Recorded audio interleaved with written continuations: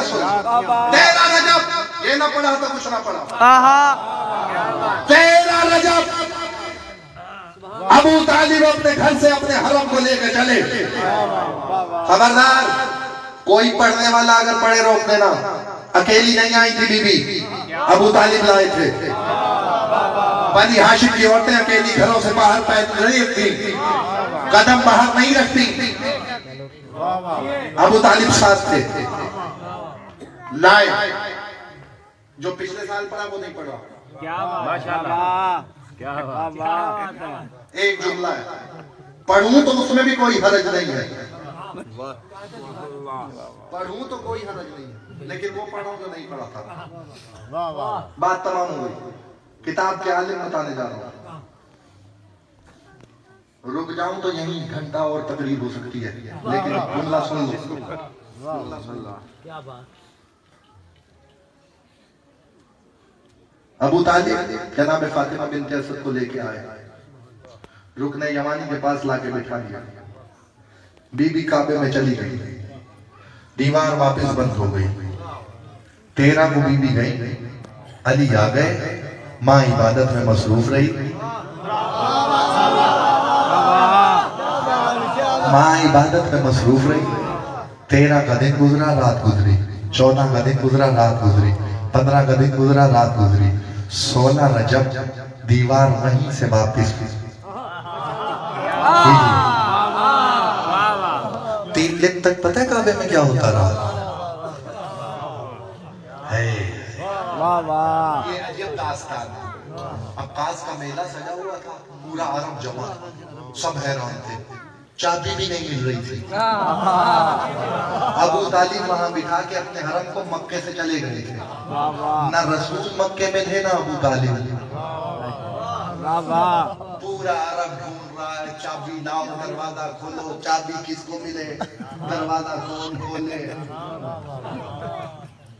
اللہ نے علی کے لیے نیا در بنایا تھا. تو بچوں کو بھی بتایا ہمارے, وہ در بناؤ.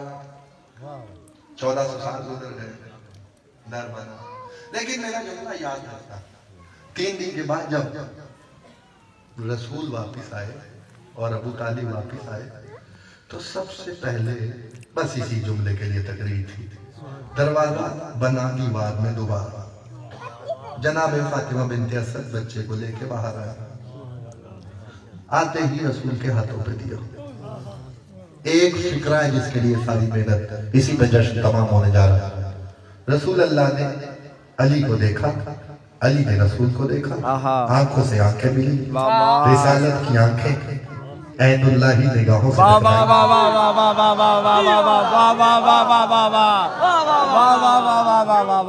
یہ تھوڑی ہے یعنی 13 سال کے ہوں گے تو عین اللہ ہوں گے, 25 سال کے ہوں گے تو عین اللہ ہوں گے, مرحب کا سال ڈالیں گے تو عین اللہ ہوں گے.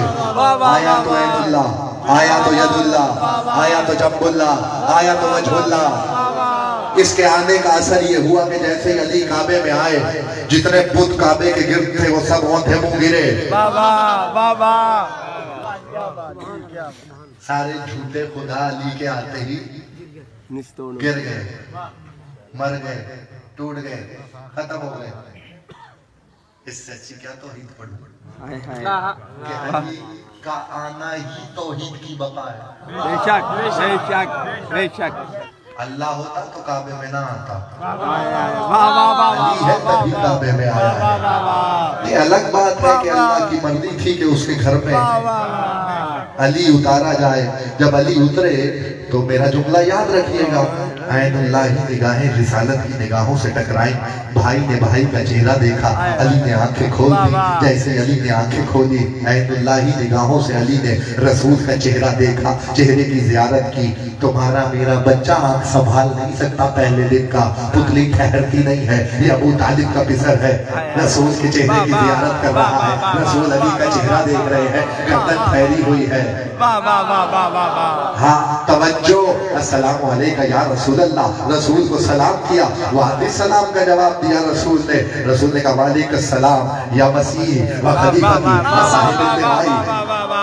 اے میرے خلیفہ، اے میرے وسیع، اے میرے جانشین، اے صاحب اللواء الحمد اٹھانے والے، تجھ پر بھی میرا سلام ہو۔ رسول نے مسکرا کے کہا یا علی کچھ سناؤ۔ رسول نے کہا توریت، رسول نے کہا یا علی کچھ سناؤ۔ علی نے کہا توریت سناؤ، زبور سناؤ، انجیل سناؤ۔ رسول اللہ کہتے توجہ، رسول نے کہا نہیں یا علی توجہ، رسول اللہ کی گفتگو جو مکے میں ہے، کوئی حیران ہو گئی یہ نہ کہے کہ 3 دن کا بچہ کیسے بول رہا تھا، ویسے ہی بول رہا تھا جیسے عیسیٰ بولا تھا۔ بات وہی آئی ہے، وہ ماں کی گواہی میں بولنے والا تھا، یہ رسول کی گواہی میں بولنے والا ہے، یہ کتاب کا عالم ہے۔ اب آپ سے جملہ میرا آپ سے اور آپ سے اجازت طلب کرنے جا رہا ہوں، میرا جملہ یاد رکھیے گا۔ قسم کہ محمد اہل بیت محمد، رسول نے کہا یا علی توریت سناؤ۔ علی کا موسیٰ پیچھے رہ گئے، آواز ہے یا علی انجیل سناؤ، آواز ہے انجیل سنائی، کہا عیسیٰ پیچھے رہ گیا، آواز ہے زبور سناؤ، علی نے زبور سنائی، آواز ہے داؤد لہب پیچھے رہ گیا،